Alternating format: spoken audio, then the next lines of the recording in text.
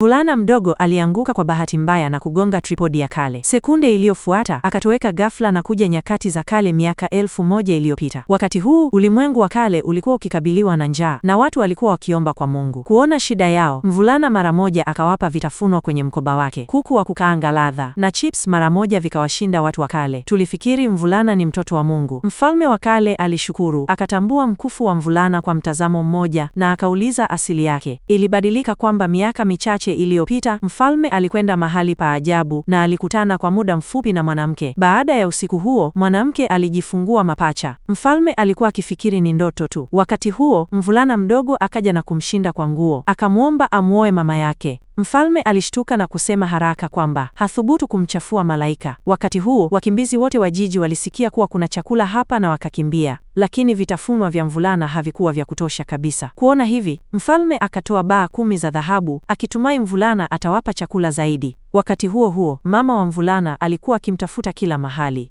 Dada yake alimwambia mama yake kwamba kaka yake alitoweka karibu na tripodi ya kale, lakini mama hakumwamini. Ili kuthibitisha hoja yake, alileta chakula kingi na kukiweka kwenye tripodi ya kale, lakini hakuna kilichotokea. Mama alimkemea na kwenda nje kutafuta. Wakati huo, mkufu wa dada aligusa tripodi kwa bahati mbaya. Sekunde iliyofuata, yeye pia alisafirishwa hadi ulimwengu wa kale.